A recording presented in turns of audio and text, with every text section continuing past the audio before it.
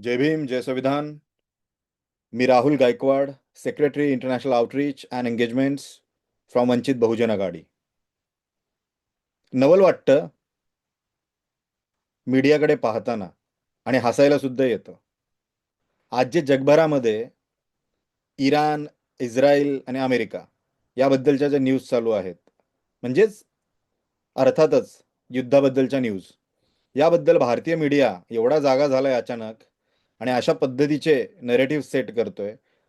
आणि या narrative set करण्यामागचे reasons मला असं वाटतं की जे लाईव्ह मुद्दे आहेत, करंट मुद्दे आहेत सरकारचे, ते सगळे लपवणे आणि दुसरे मुद्दे पुढे घेऊन येणे. मला हसायला येतं लिटरली आणि कीव पण येते यांची, की जेवढ्या न्यूज त्यांच्या कंट्री स्वतः चालवत नसतील, म्हणजे ज्या कंट्रीजमध्ये युद्ध चालू आहे त्याच्यापेक्षा जास्त न्यूज आपल्या भारतामध्ये दाखवत आहेत. आणि ऑपरेशन सिंदूर जेव्हा चालू होतं तेव्हा पाकिस्तानमध्ये चालू असलेल्या कोणत्याही ऍक्टिव्हिटीज भारतामध्ये दाखवल्या जायच्या नाही. हॅट्सअप तुमच्या कामाला. तुमचे पाय धुवून पाणी पिलं पाहिजे असं मला वाटतं. आणि तुम्ही जे काम करताय त्याच्यासाठी तुम्हाला शौर्य पदक दिलं पाहिजे. म्हणजे तुमच्या राज्यामध्ये असेच शौर्य पदक देण्यात आलेले आहेत, त्याबद्दल काही वावगं नाही. असो, let's come to the topic. सर्वप्रथम समजून घ्या, मीडिया हा आपल्या समाजाला जागरूक करण्यासाठी असतो. मीडिया हा आपल्या समाजाला आधारस्तंभ असतो. मीडिया हा आपल्या समाजाला भीतीपासून दूर ठेवण्यासाठी असतो. ना की भारतामध्ये, समाजामध्ये, आपल्या कम्युनिटीमध्ये, फॅटर्निटीमध्ये कोणत्याही प्रकारचं एक भीतीचं वातावरण निर्माण करणे, हे कोणत्याही मीडियाचं कधी काम नसावं, नव्हतं आणि नसायला पाहिजे डेमोक्रेसीमध्ये. या गोष्टी आपण समजून घेतल्या पाहिजे, या गोष्टी आपल्याला अंडरस्टँड झाल्या पाहिजेत. आणि या साध्या सुध्या गोष्टी जर तुम्हाला आमच्यासारख्या युवकांनी समजवायचे, तर मग तुम्ही मीडियाचे दुकानं बंद करा. म्हणजे मी दुकानच म्हणेल, कारण तुम्हाला त्या पद्धतीची कामं करता येत नाहीत, ज्या पद्धतीची कामं ॲक्च्युली झाली पाहिजे होती. जे महत्त्वाचे मुद्दे आहेत, म्हणजे एप्स्टीन फाईलसारखा मुद्दा. आणि जर तुम्ही पाहिला तर जे BTA म्हणजे bilateral agreement, pressurised bilateral agreements असं म्हणेल मी, between the Trump and India. America versus India बोलणारच नाही मी. हे ॲग्रीमेंट्स, याच्यामधल्या दुवा किंवा याच्यामधल्या नीती ह्या तुम्ही कधीच दाखवल्या नाही. आणि तुम्ही नको त्या विषयांवर हल्ला करताय आणि भीतीचं वातावरण विनाकारण आमच्या भारतामध्ये डेमोक्रेटिक, ज्याच्यामध्ये भारताचं संविधान सर्वात स्ट्रॉंग आहे, आपल्याला त्या गोष्टींशी जास्त घेणं देणं नाही. त्या गोष्टी टॅकलेबल आहेत, करू शकतो आपण, हँडल करू शकतो. त्या गोष्टींच्या बद्दल हे भक्त, 10वी नापास आणि स्वतःच्या पुढे केम्ब्रिज आणि ऑक्सफर्डच्या डिग्र्या लावणारे हे अंधभक्त मीडियावाले, यांना इग्नोर करायला शिका आता महाराष्ट्रातल्या जनतेने. हे टीव्ही बंद करा आणि जे मार्मिक सांगतात किंवा चांगल्या गोष्टी सांगतात किंवा सत्य घटना सांगतात अशा युट्यूबर्सकडे तुम्ही लक्ष द्यायला चालू करा, असं मला वैयक्तिक वाटतं. चले, आपण बोलूया टॉपिकवर. जो टॉपिक आहे तो, सर्वप्रथम समजून घ्या की तुमचा जो हा पर्टिक्युलर वॉर जो होतोय, हा वॉर का होतोय बाबा? What exactly the war described and why why it's happening, याच्या पाठची पार्श्वभूमी काय आहे, हे सर्वप्रथम तुम्ही समजून घ्या. अजून आपल्या लोकांना हे माहितीच नाहीये की इस्रायलमध्ये कोणतं पॉप्युलेशन आहे आणि इराणमध्ये कोणतं पॉप्युलेशन आहे. या गोष्टी समजून घ्या, कसं पॉप्युलेशन आहे, या कंट्रीजमध्ये कोणते लोक राहतात आणि इराणमध्ये कोणती लोक राहतात, कोणत्या कम्युनिटीचे, कोणत्या रिलिजनचे लोक राहतात. तर सर्वप्रथम समजून घ्या की इराण जो आहे, इराणमध्ये हा इस्लामिक कंट्री आहे. पण लोकांना असं वाटतं की इस्रायल सुद्धा आपल्या, म्हणजे जे तळागाळातली लोक आहे, काही लोकांना या गोष्टींचं नॉलेज नाही आहे, त्यांना समजावून घेण्याची गरज आहे. आणि जो तुमचा इस्रायल आहे, हा तुमचा जवळपास 1948 मध्ये हा पर्टिक्युलरली लाईक स्टॅब्लिश्ड आहे. आणि याच्यामध्ये सर्वात जास्त यांची जी पॉप्युलेशन आहे ती ज्युइश पॉप्युलेशन आहे. म्हणजेच 74% around average 74% people of the this Israel are the Jewish people. आणि त्याच्यामध्ये जवळपास मुस्लिम्स जे राहतात, 18 ते 20% मुस्लिम राहतात. या गोष्टी समजून घ्या. आणि जर तुम्ही त्याच अनुषंगाने जर इराणचं पाहिलं, तर Iran he Islamic Republic of Iran असं असं म्हणलं जातं या कंट्रीला. तर आपल्याला समजून घेण्याची गरज आहे की याचं जे गव्हर्नमेंट आहे किंवा याचं जे कॉन्स्टिट्यूशन आहे इराणचं, आणि जे लॉज आहेत, म्हणजे ज्युडिशरी आहे, those all factors are on the basis of the Islamic principles. म्हणजेच Islam is specifically focused on the Twelver Shia Islam. तर ह्या गोष्टी समजून घ्या तुम्ही. या गोष्टी समजणं सर्वात पहिलं, बेसिक्स समजणं खूप गरजेचं आहे. त्यानंतर आपण नेक्स्ट लेवलला जाऊया आणि समजून घेऊया की एक्झॅक्टली प्रॉब्लेम काय आहे बाबा याच्यामध्ये. आणि याच्यामध्ये जवळपास तुम्ही इराणमध्ये पाहिलं तर 90 to 95% people they are coming from the Shia Islam. समजून घ्या, ते शिया इस्लाम फॉलो करतात आणि जवळपास लाईक जवळपास 90 to 95% of the people are coming from in that particular religion.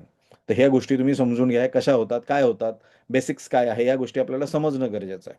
आता हे जे युद्ध आहे, हे युद्ध जवळपास 1979, म्हणजे जेव्हा पर्टिक्युलरली इस्लामिक क्रांती होते, इराण सरकार जेव्हा इस्रायलला बोलतात ना, इराण सरकार जेव्हा इस्रायलला एक राष्ट्र म्हणून मान्यता देत नाही, ते म्हणतात की हे राष्ट्र नाहीच आहे. आणि तेव्हापासून ही पर्टिक्युलरली लाईक 1980मध्ये जेव्हा, सॉरी 79मध्ये जेव्हा, म्हणजे जवळपास 80च्या, ही क्रांती होते, इस्लामिक क्रांती, आणि त्याच्यानंतर ते इस्रायलचे लिटरली म्हणजे अस्तित्वाची वार्ता इराणवाले नेहमी करत आलेले आहेत. आणि हे त्यांचं वैयक्तिक युद्ध आहे, वैयक्तिक प्रॉब्लेम्स आहे. आणि इस्रायलला कदाचित त्यावेळेसपासून माहिती होतं की आपल्याला कधी ना कधी इराणचा त्रास होऊ शकतो. त्यामुळे त्यांनी खूप चांगले रिलेशन स्ट्रॅटेजिकली अमेरिकाशी बनवून ठेवले. आणि हे जर तुम्ही पाहिलं, तर हे तुम्हाला सरळ-सरळ दिसतं. आणि इस्रायलला असं वाटतं, की सरळ-सरळ त्यांच्या अस्तित्वाला इराण हा धोका आहे फ्युचरमध्ये. त्याच्यामुळे इस्रायल हा नेहमीच अमेरिकाकडे झुकलेला दिसतो, अमेरिकाच्या फेवरमध्ये दिसतो, आणि अमेरिका त्याची जी वेपनरी आहे किंवा त्यांचं जे अकॅडमी आहे, त्याचा नेहमीच यूज करत आलेला आहे. तर हा सीमावाद असं म्हणू शकत नाही आपण, पण हा राजकीय आणि वैचारिक वाद आपण म्हणू शकतो. सीमावादाचं याच्यामध्ये काही मला जास्त दिसत नाही. पण हा वैचारिक आणि एक रिलिजनचा वाद असं मला असं वैयक्तिक वाटतं. आता तुम्ही जर पाहिलं, तर याचा मेन मुद्दा जो न्यूक्लिअर प्रोग्राम आहे, म्हणजे अ, जो इराण रन करतोय, ह्या न्यूक्लिअर प्रोग्रामला इस्रायलचा कट्टर विरोध आहे आणि तसंच अमेरिकेचा सुद्धा विरोध आहे. कारण इराणचा जो अणुऊर्जा कार्यक्रम आहे, हा सर्वात मोठा वादाचा मुद्दा आहे आणि हा बऱ्याच दिवसापासून चर्चेमध्ये आहे. त्यामुळे इस्रायल काय म्हणतंय, की शांततामय युरोप राहण्यासाठी किंवा शांततामय मिडल ईस्ट राहण्यासाठी ह्या अणुऊर्जा कार्यक्रमाचा थांबवणं किंवा याला शिथिल करणं हे खूप महत्त्वाचं आहे. आणि वेस्टर्न कंट्रीज या अणुऊर्जा कार्यक्रमाचा जसा काय यांनी ठेकाच घेतलेला आहे. म्हणजे बाकीच्या कोणत्याही कंट्रीजने त्यांची पॉवर वरती करायची नाही. म्हणजे तोच नेटो पण तेव्हा त्यांनी स्थापन केला आणि त्याच पद्धतीने 1949 मध्ये ज्या मिडल ईस्ट कंट्रीज आहेत किंवा युरोपियन कंट्रीज आहेत किंवा एशियन कंट्रीज आहेत, यांना दाबण्याचा नेटोच्या जरियेने त्यांनी प्रयत्न केला. आणि त्याच पद्धतीची काहीतरी जी कंडिशन आहे आता, त्या पद्धतीने यूएस इन्व्हॉल्वमेंट दाखवून करतात. यूएस का बाबा एवढं जास्त येतंय? मध्ये काय हे करतात? आता यूएस काय म्हणतं, की JCPOA जो एक करार केला होता, अणुकरार होता, तो भंग केल्याचा आरोप हा इराणवर ते लोकं लावतायत. आणि जो एक लेव्हलपर्यंत बरोबरच आहे. म्हणजे 2015 मध्ये जी न्यूक्लिअर डील झाली होती, joint comprehensive plan of action, ज्याला JCPOA म्हणतात. तर याचे काही लिमिट्स होते न्यूक्लिअर ॲक्टिव्हिटीज किंवा त्याच्या प्रोग्रामबद्दल, जे की इराणने तोडायला इंटरनली चालू केलेले आहेत. एक्सटर्नली ते सांगत नाहीये. ॲज इट इज, जसं ॲडॉल्फ हिटलरने जर्मनीच्या आतमध्ये असे काही कार्यक्रम चालू केले होते, जे की लोकांना माहिती नव्हते, वर्ल्डला माहिती नव्हते. जर्मनीवर लागलेला जो ट्रिटी ऑफ वर्सायचा जो हे होता, सँक्शन होता किंवा रिस्ट्रिक्शन्स होते, त्यालाही त्याने अशाच पद्धतीने तोडलेलं आणि त्याच्यानंतरच पुढच्या गोष्टी चालू झालेल्या. त्यामुळे इराणचे सुद्धा जे मनसुबे आहेत की ते ठीक वाटत नाहीये. त्यामुळे आपल्याला समजून घ्यायला पाहिजे, की 2018 पासूनच हे टेन्शन जवळपास चालू झालेलं आहे. आणि हा याचा मेन मुद्दा हा रिलिजन आहे आणि वैचारिक वाद आहे. आणि तसंच अणु कार्यक्रम, म्हणजे जो अणुऊर्जा कार्यक्रम आहे, त्याच्याबद्दलचा हा मेन कॉन्टेक्स्ट याच्याभोवती फिरतोय. तर ह्या गोष्टी समजून घ्या.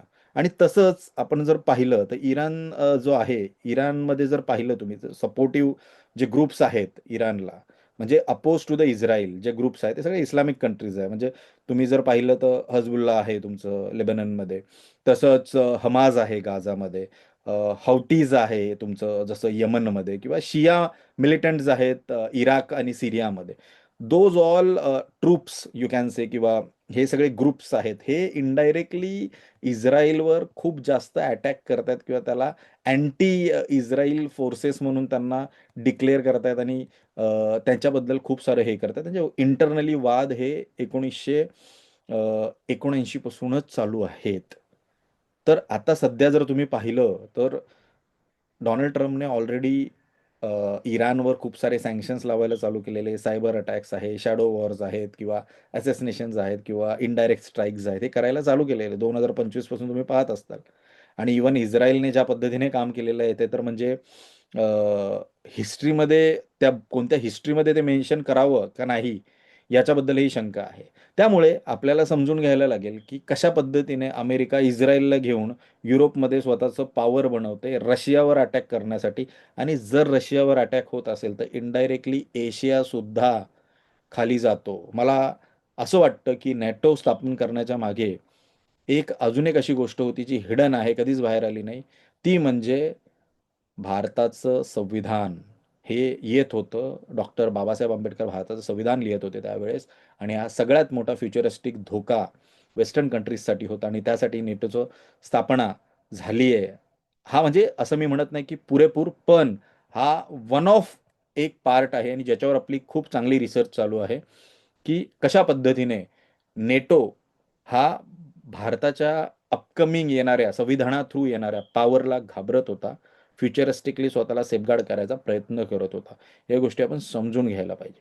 तर आता सध्याच्या स्थितीला म्हणजे काल पासून ज्या पद्धतीने, काल परवापासून ज्या पद्धतीने अटॅक्स चालू झालेले आहेत, इस्रायलने इराणमध्ये काही अटॅक्स केल्याने, अमेरिकाने काही त्यांच्या ट्रूप्स आणि त्यांचे एअर जेट्स म्हणजे FS-22 असेल, किंवा त्यांचे जे fifth fifth generation, six generation, किंवा त्यांचे जे टॉप ड्रोन्स आहेत ते सगळे त्यांनी इराणमध्ये डिप्लॉय करायला चालू केलेत. आणि इराण आता प्रत्युत्तर देण्याच्या पूर्णपणे म्हणजे बोलतात ना की इंटेन्सिटीमध्ये आहे.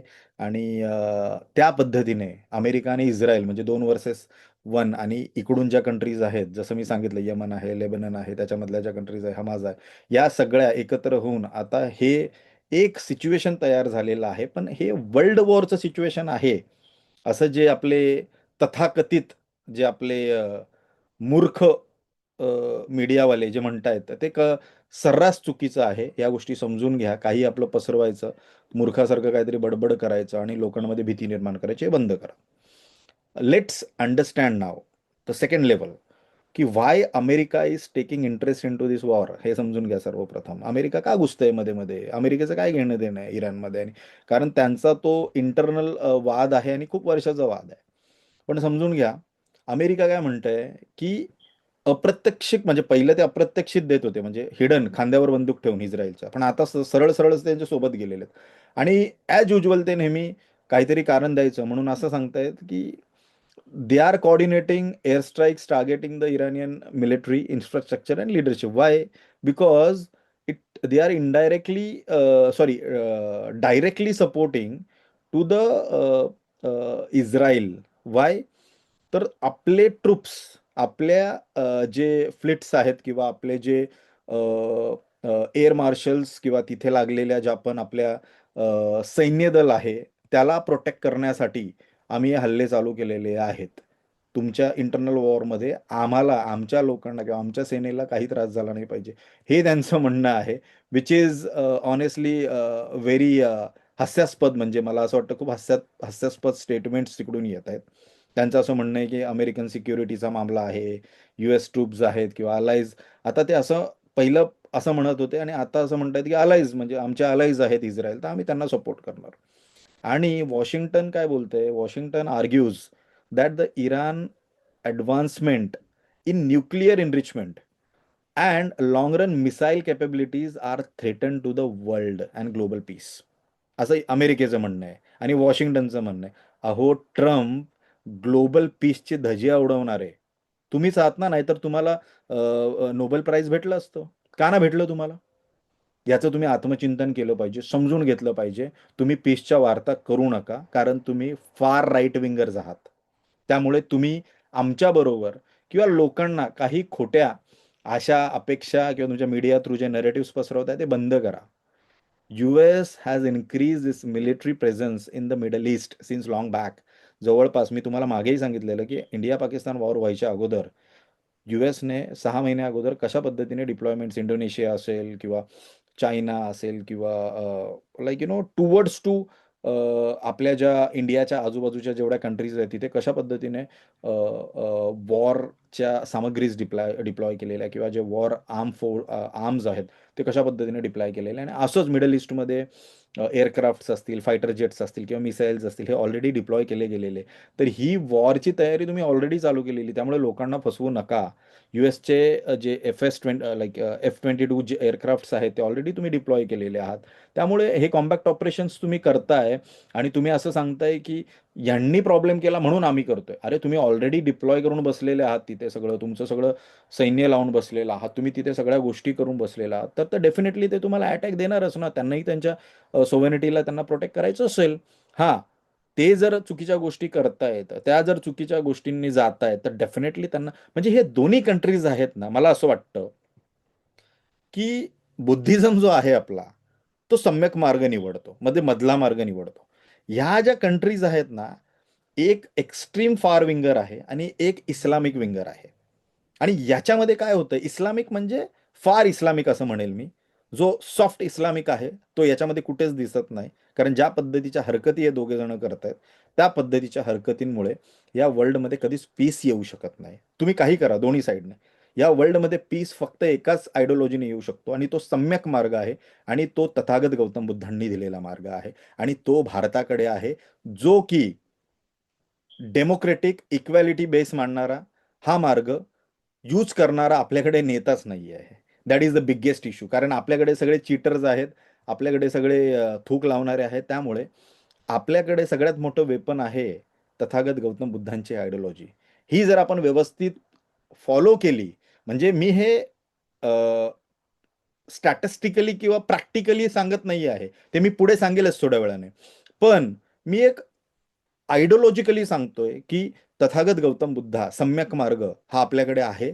व्यवस्थित टॅकल केल्या सिच्युएशन तर आपण या सिच्युएशनमध्ये खूप व्यवस्थित सफर करू शकतो, स्टेबल राहू शकतो, इकॉनॉमीला बेनिफिट होऊ शकतो. या 10 वर्षामध्ये म्हणजे माझं भाकीत आहे, कोविड नंतर 10 वर्षामध्ये जी कंट्री स्वतःला सांभाळेल, ती कंट्री पुढचे 50 वर्ष या जगावर राज्य करेल. It's a golden opportunity which we have already missed in World War I and World War II. This is the right time to use your strategies, use your mind, use the patience, संयम आणि व्यवस्थित पढे लिखे बसवा. चौथी नापास तिथे चालणार नाहीत. ॲट ऑल चालणार नाहीत. हे समजून घेण्याची गरज आहे. आपण जर पाहिलं तर अमेरिकेच्या कारवाईनंतर बऱ्याच आंतरराष्ट्रीय लेवलवर त्याच्यावर टीका चालू झालेल्या आहेत. रशियाने जी कारवाई रशियाने याला म्हणालेलं आहे की अनुसूचित शस्त्रास्त्र आक्रमण म्हणजेच अनप्रोवेक्ड प्रुव्होकेड ॲक्ट ऑफ आर्म ॲग्रेशन असं म्हणालेलं आहेत.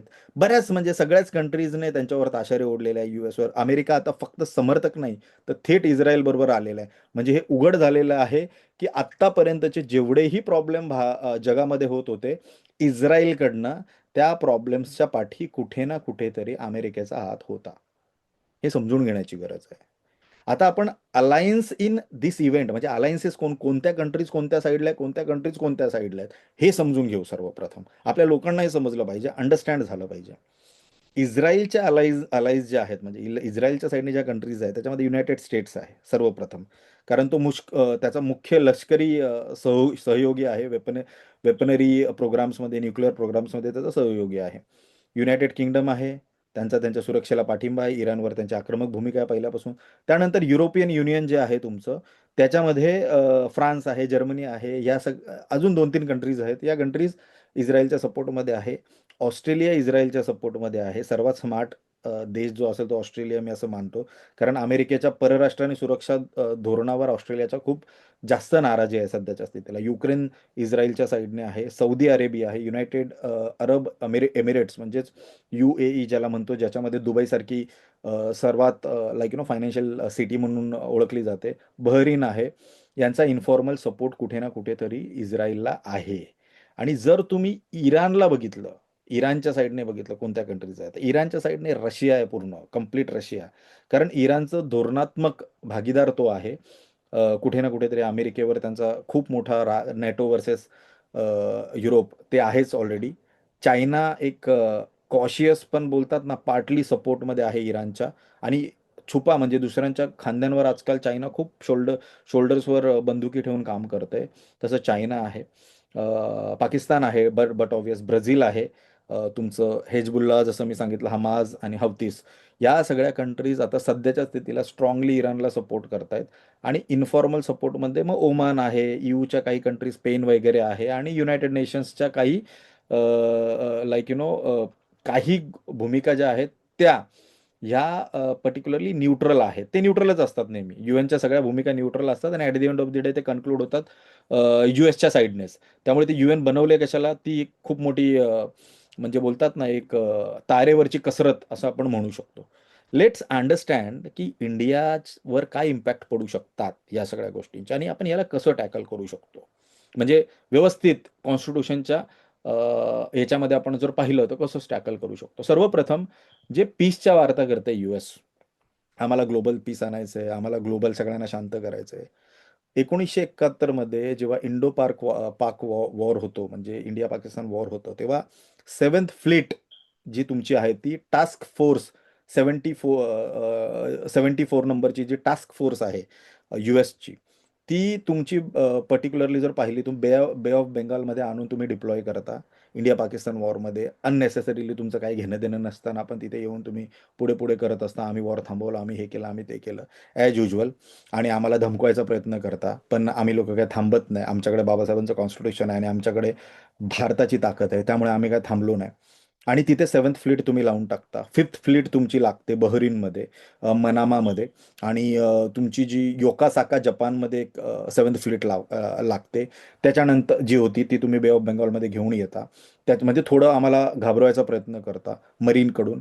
आणि तुमची जी 6th फ्लीट आहे, जी युरोपमध्ये आहे, जर्मनीमध्ये लागते, इटलीमध्ये लागते, त्या त्या फ्लीट्सच्या माध्यमाने तुम्ही आमच्यावर नावल प्रेशर क्रिएट करता आणि तुम्ही कोणत्या ग्लोबल पीसच्या वार्ता करता. आणि या नावल प्रेशरबद्दल मी बोलतोय की तुमच्याकडे जो मरीन प्रेशर आहे, हा तुमच्या इकॉनॉमीला पण इफेक्ट करतो आणि अशा सिच्युएशन्स, ज्या युद्धाच्या सिच्युएशन्स असतात, त्याला सुद्धा इफेक्ट करतो. त्यामुळे या सगळ्या सिच्युएशन्समध्ये marine strategies are very important role players, what I feel. We have to focus on the marine strategies a lot. We have to do the lot of alliances during the strategy formation of the marine.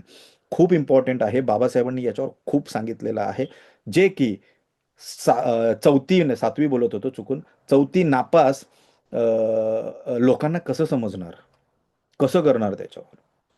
असो, आपला जो सध्याच्या स्थितीला oil आणि fuel prices जर पाहिले आपण सध्याच्या स्थितीला, तर इंडिया जवळपास 80 ते 85% क्रूड ऑइल म्हणजे कच्चं तेल हे इराणकडनं परचेस करतं, लक्षात ठेवा. आणि हे खूप चुकीचं आहे की आपण प्रत्येक वेळेस डिपेंडंट राहतो कोणत्या तरी एका गोष्टीवर जाऊन, आणि नंतर हे अशा वेळेस आपल्याला नडतं. त्यामुळे मला असं वाटतं की डेमोक्रेसी आणि नेशन फर्स्ट हे बाबासाहेब नेहमी म्हणायचे. आपण जेव्हा नेशन फर्स्ट बोलतो तेव्हा आपला कोण दोस्त नसतो. माय फ्रेंड डोनाल्ड ट्रम्प आमच्याकडे नसते. आमच्याकडे फक्त एकच फ्रेंड असतो, तो म्हणजे आमचा देश. देश सर्वप्रथम. ही पॉलिसी जर आपण यूज केली, नेशन फर्स्ट, तर आता सध्याची जी परिस्थिती आहे, ही अशा पद्धतीची परिस्थिती आपल्यावर येत नाही. आणि कसा इम्पॅक्ट पडतो, तर तुमचं large portion of the global oil passes through the state of Hormuz. म्हणजे तुमचं जे शियन आखात आहे, किंवा ओमानचा आखात आहे तुमचा, जो गल्फ ऑफ ओमान किंवा पर्शियन गल्फ ज्याला म्हणतात, शिरियन, याच्यामधून जोडणारी एक अतिशय एक समुद्री वाट आहे, किंवा एक बोलतात ना, एक हे आहे, नदी, रिव्हर टाईप आहे असं म्हणू शकतो आपण त्याला, नियर टू इराण. याच्यातून तुमचा सगळा ऑइल येत असतो. आता तुम्ही इराणमध्ये एवढा मोठा हल्ला झाला, तर आपलं ऑइलचं काय, इन्फ्लेशन वाढतंय का आपल्याकडे मग आता? हा खूप मोठा क्वेश्चन मार्क आहे. ऑलरेडी तुमचा पाऊंड 122, 125, आणि आज तुमचा USD जो आहे तो जवळपास 92ला पोहोचलाय, हिस्टॉरिकल. अशी तुमची कंडिशन आहे. तुमच्याकडे फॉरेन करन्सी नाही आहे. तुमच्याकडे आता ऑइलही नाही येणार आहे.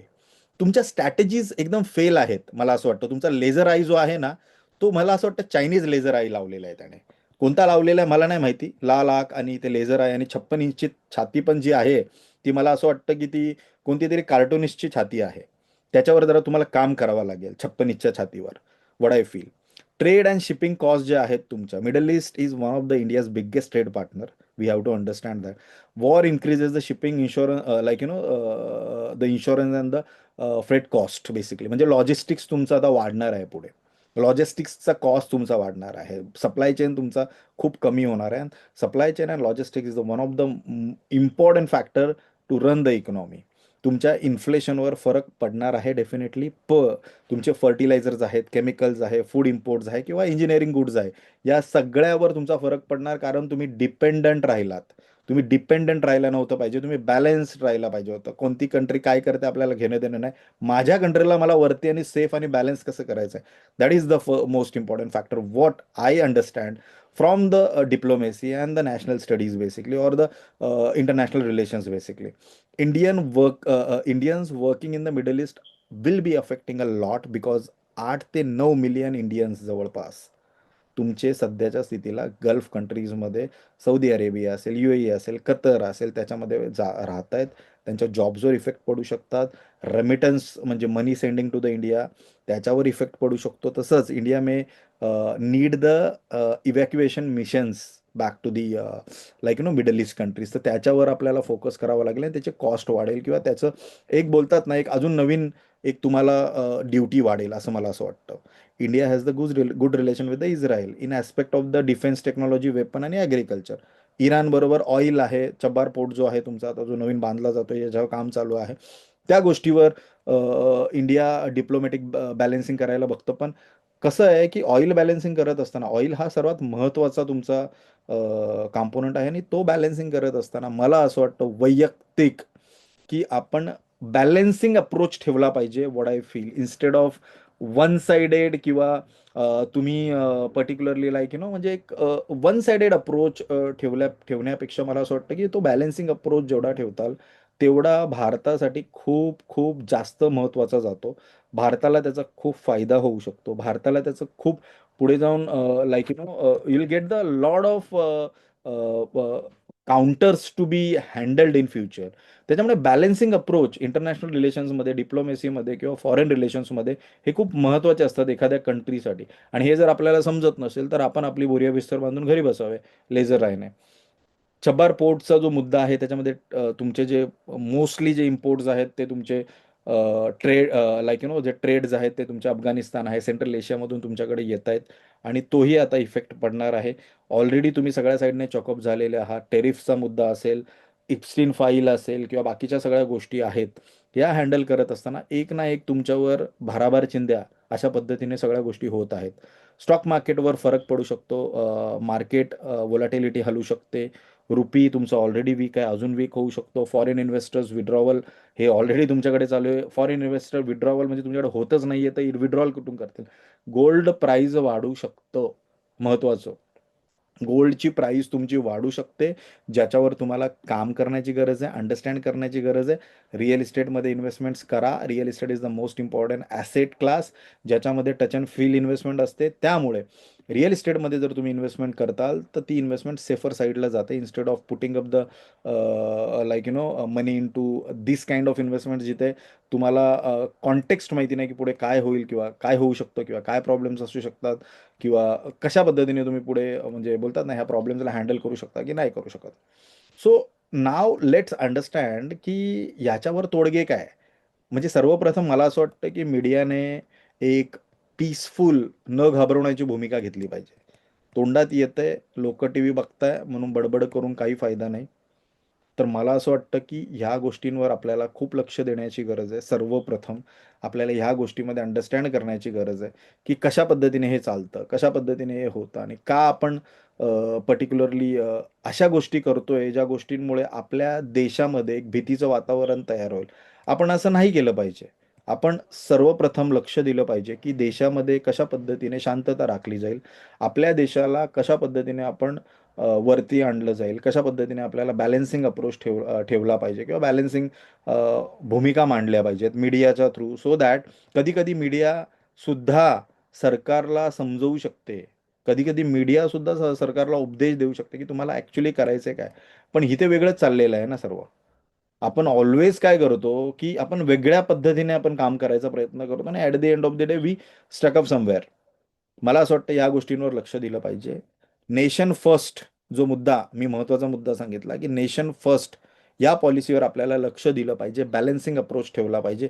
जो बाबासाहेबांनी तुमच्या कॉन्स्टिट्यूशनमध्ये लिहिलेलं आहे की इक्वॅलिटी फॅटर्निटी आणि नेशन फर्स्ट जो मुद्दा आहे भारताचं balancing approach, no friend no enemy, everyone is same for us. The most important factor for us as an governance, as an prime minister of the country, is my country's people. म्हणून बाबासाहेब म्हणतात की people before the law. लक्षात ठेवा. आणि या गोष्टी खूप महत्त्वाच्या आहेत. कॉन्स्टिट्यूशनमधले बऱ्याचशा गोष्टी आहेत ज्या गोष्टी तुमच्या 360 डिग्री डिप्लोमेसी, फॉरेन अफेअर्स किंवा तुमचे इंटरनॅशनल रिलेशन्स याच्यामध्ये खूप महत्त्वाचा रोल प्ले करतं. या महाभागांनी कॉन्स्टिट्यूशन कधी वाचलंच नाही. बाबासाहेब यांना कोणते बाबासाहेब समजतात ते माहिती नाही. त्याच्यामुळे आज यांची ही परिस्थिती आहे. आणि हा खूप महत्त्वाचा आहे की सर्वप्रथम मीडिया चॅनेल्सची जबाबदारी आहे. शांती ठेवा, भीती पसरवू नका. ही माझी as a secretary international outreach and engagement Vanchit Bahujan आघाडीकडनं आपल्याकडे सर्वांकडे मीडियाकडे मागणी असेल की आपण भीती पसरवू नका या सगळ्या सिच्युएशन्समध्ये. There are lot of ways which if we follow properly will get the good results. We can sustain very well in this situations. 10 वर्षाच्या कालावधीमध्ये आपण जर व्यवस्थित सस्टेन केलं तर पुढचे 50 वर्ष आपण जगावर राज करू शकतो. आणि ही कॅपॅसिटी भारतामध्ये आहे. फक्त त्याच्यासाठी आपल्याला लोक चांगली पाहिजेत, अभ्यासू व्यक्तिमत्व पाहिजे. आणि सर्वप्रथम अभ्यास, लोक, सर्व गोष्टी व्यवस्थित आहेत. पण आपल्याकडे एथिकल माणूस पाहिजे, क्रेडिबल, जो स्वतःशी खोटं बोलणार नाही, आपल्या लोकांशी खोटं बोलणार नाही, जनतेशी खोटं बोलणार नाही. आणि सर्वप्रथम म्हणजे आपल्या भारताला नेशन फर्स्ट म्हणून मानणारा असेल. असाच माणूस कोणतंही रिलिजन न मानणारा, कोणतीही कास्ट न मानणारा, कोणतेही डिस्क्रिमिनेशन न मानणारा असेल तर आपण डेफिनेटली पुढे जाऊ, मला असं वाटतं. एवढं बोलून मी माझे काही इनपुट्स तुम्हाला द्यायचा प्रयत्न केला. I hope you people will like this and you will understand that what exactly the context of this war, what Israel is doing, what Iran is doing, and then accordingly you can just do some research on the chat GPT, Google, or you can see some videos and understand that what exactly the problem and how to tackle it, how to advise, how to talk in our communities, fraternities, with our friends, colleagues, with our bosses, with our families, and try to tell everyone to keep calm. India having the Indian constitution with them and the Baba Sahib. Jai Bhim, Jai Sanvidhan.